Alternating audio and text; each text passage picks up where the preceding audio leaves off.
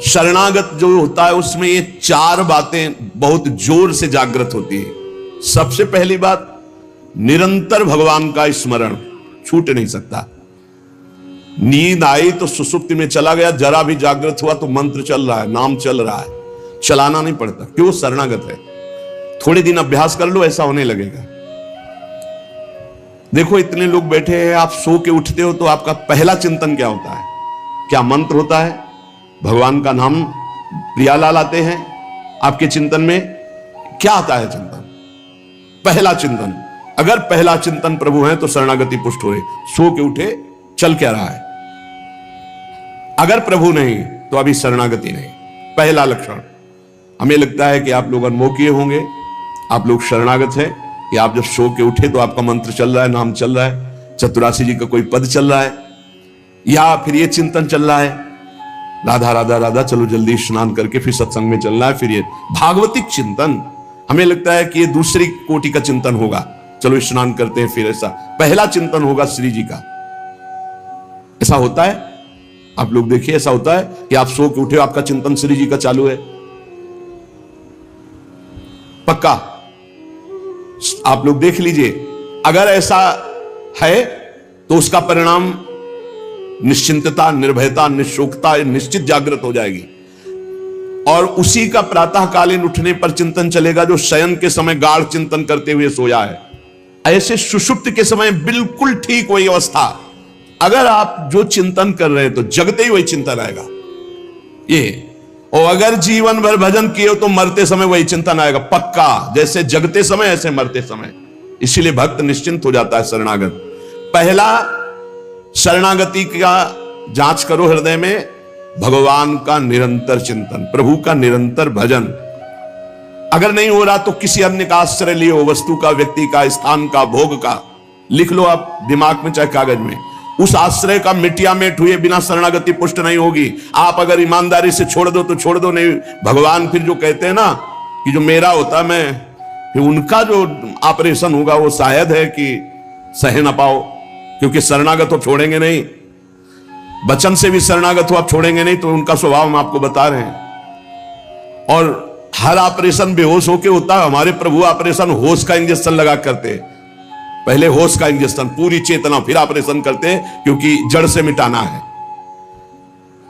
निरंतर भजन क्यों नहीं होता? इसका उत्तर है आपका कोई अन्य आश्रय है।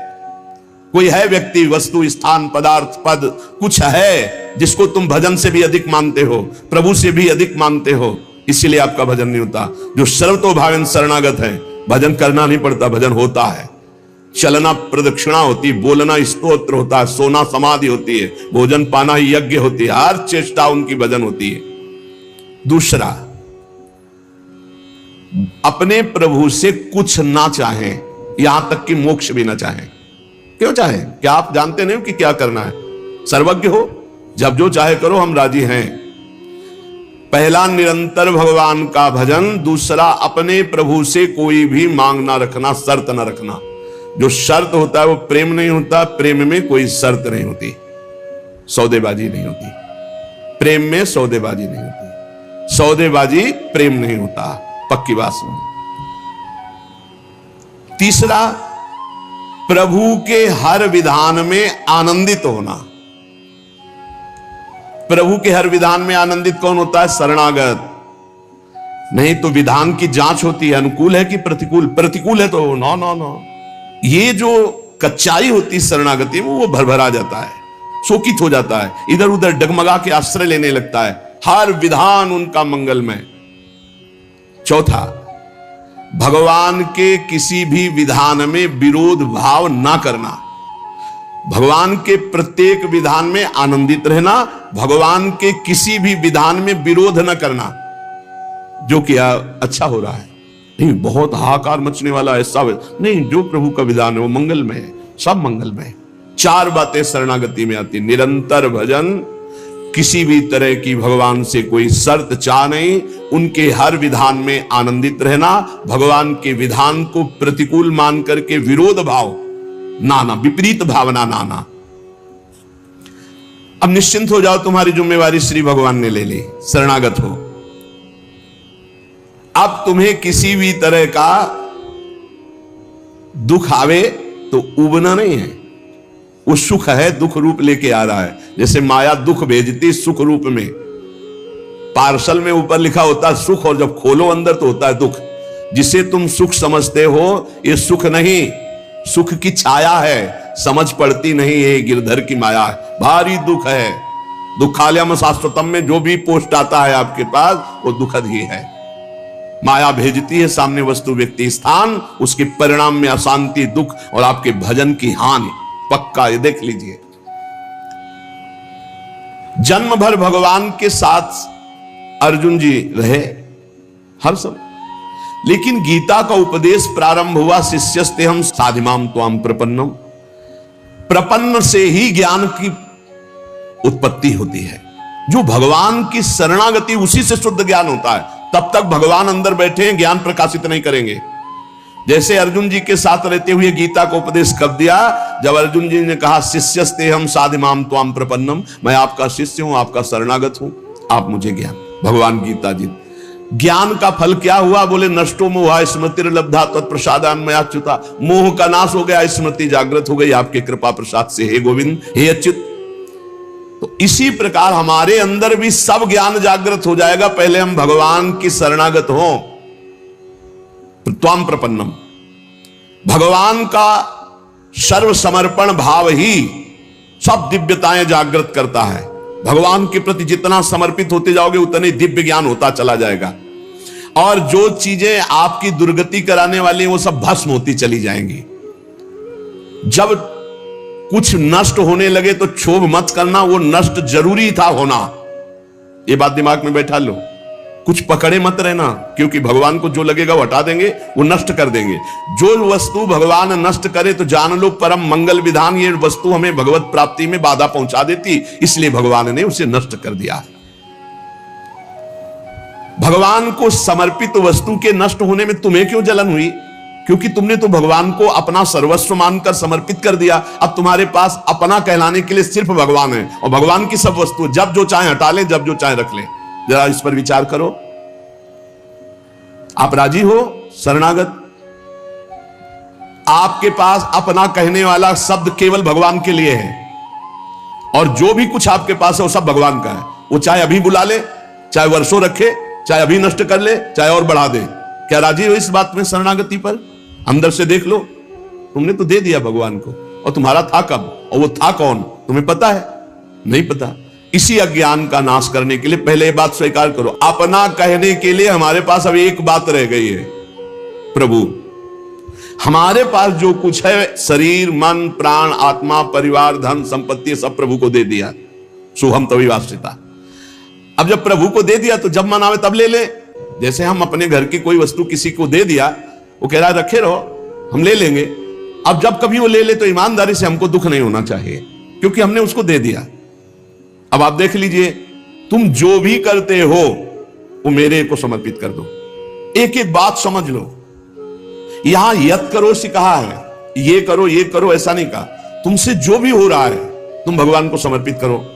पहला काम ये, हम शरण में जा रहे हैं, सर्वधर्मान परित्यज्य, हम भगवान की शरण की तरफ यात्रा कर रहे हैं। यत करोषि, ये तो सर्वाणि कर्माणि मयि सन्न्यस्य मत्पराः, मेरे परायण होकर सारे कर्म मेरे को समर्पित कर। क्या जाता है? तुम जो कर रहे हो, ऑफिस जा रहे हो, नौकरी कर रहे हो, किसानी कर रहे हो, व्यापार कर रहे हो, 8-10 घंटे जो कर रहे हो उसमें बीच बीच में भगवत स्मरण करो, और पूरे 8 घंटे भगवान को समर्पित कर दो। कितना बढ़िया साधना बन रही। और जब भगवान को समर्पित करने की बात रहेगी तो स्मृति रहेगी भगवान की। यत करोषि, तुम सारे के सारे कार्य मेरे को समर्पित कर दो। यत माने जो कर रहे हो। तो क्या उसमें पापाचरण भी होता है क्या?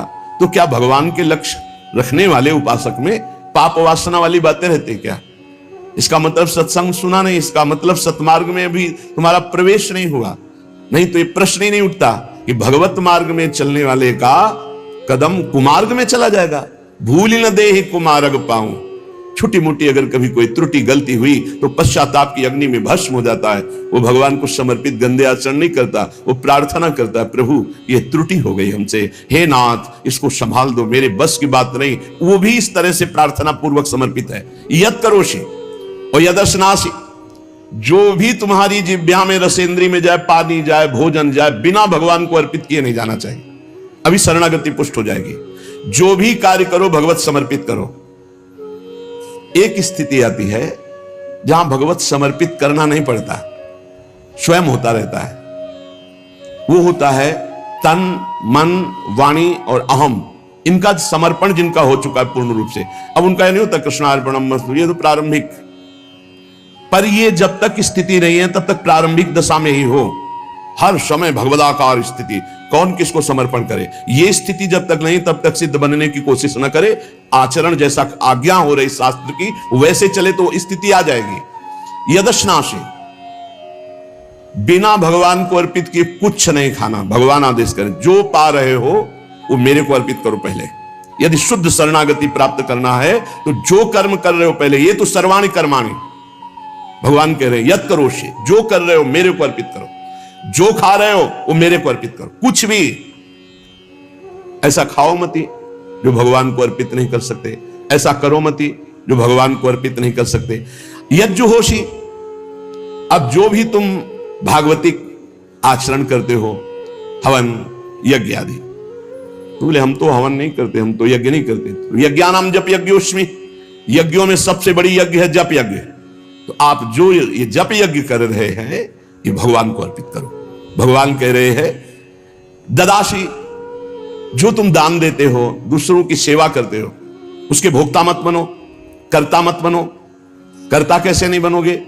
हमारी वस्तु है, हम दान देते हैं, नहीं नहीं, प्रभु की वस्तु है। त्वदीयम वस्तु गोविंदम तुभ्यमेव समर्पये, आपकी दी हुई वस्तु आप इस रूप में आए, आपको दे दिया। ये भगवत शरणागति पुष्ट होने का उपाय भगवान करें।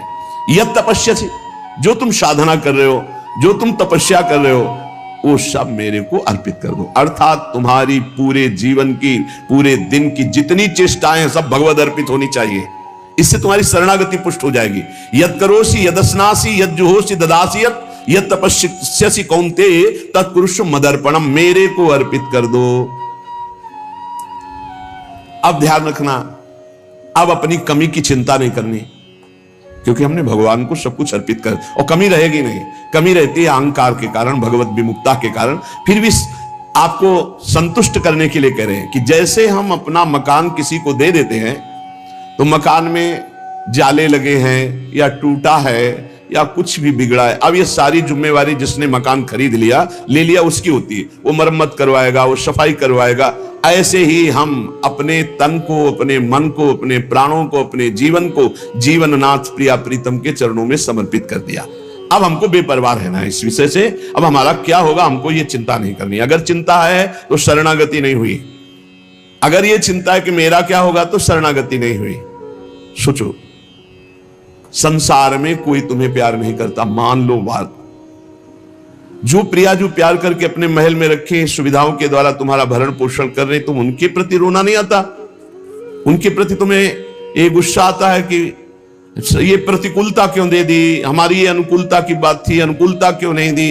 अरे जिनसे तुम अनुकूलता की आशा करते थे वो तो तुम्हें देखना नहीं चाहते, अंतर की बात तुम्हें बता रहे।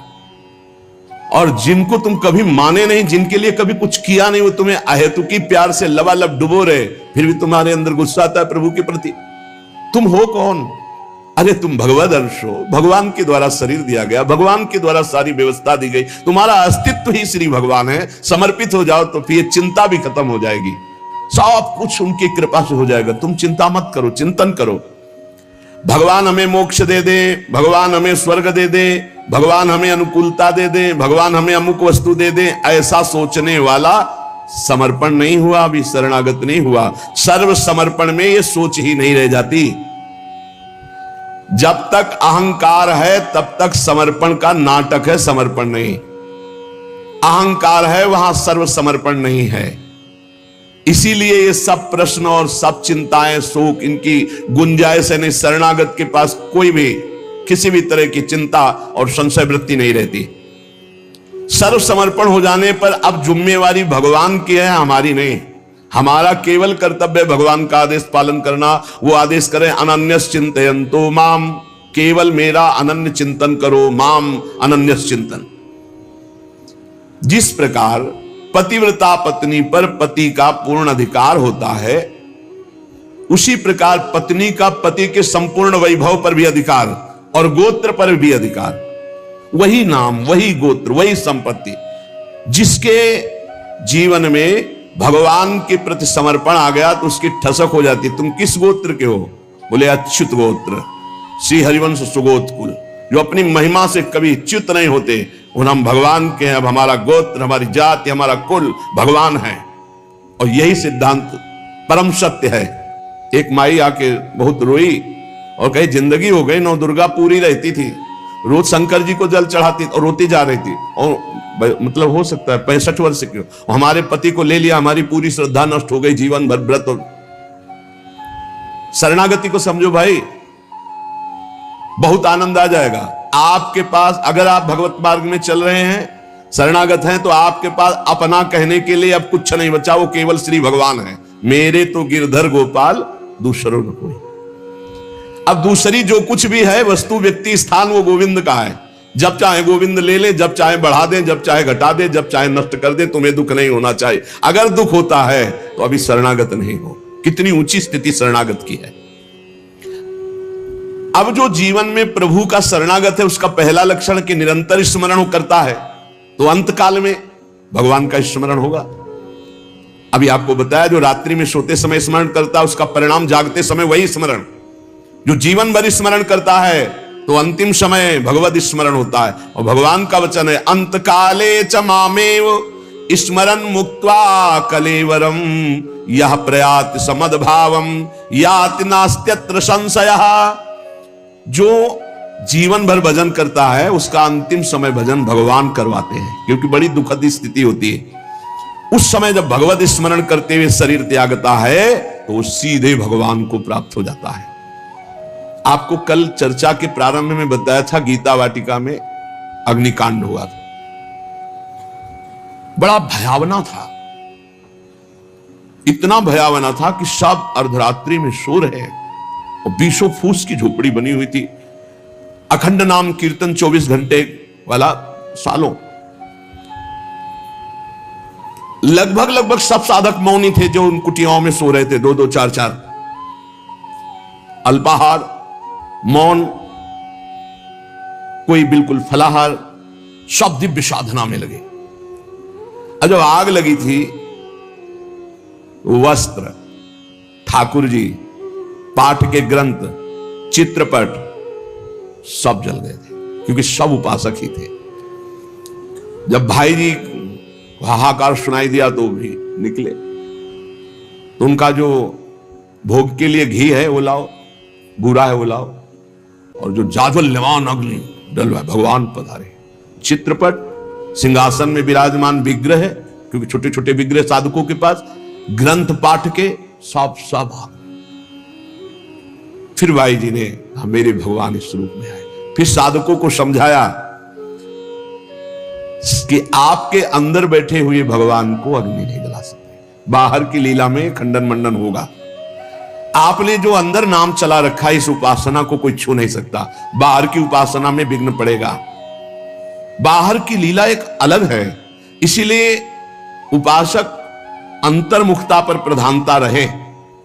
अंतर्मुखता पर प्रधानता नहीं रहेगी, बोले हमारे भगवान गिर गए, कोई बहुत अनिष्ट होने वाला है, आग लग गई, कोई बहुत अनिष्ट। अरे अनिष्ट कैसे हो सकता है?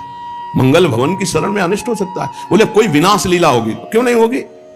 सृष्टि रचना लीला होती, पालन लीला होती, तो विनाश लीला होना कौन सा भयावा है भाई? 3 लीलाएं हैं तो भयावा क्या है इसमें? विनाश होगा तो क्या विनाश होगा? अविनाशी का विनाश नहीं हो सकता। विनाशी को बचना नहीं है तो आज है, नहीं तो कल विनाश तो होना ही है। क्या परेशानी है?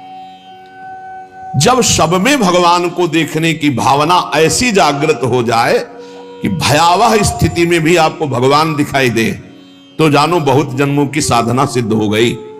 भाई जी ने बूरा और घी डलवाया, इसमें लिखा है बूरा और घी डलवाया। भगवान आए, भगवान आए।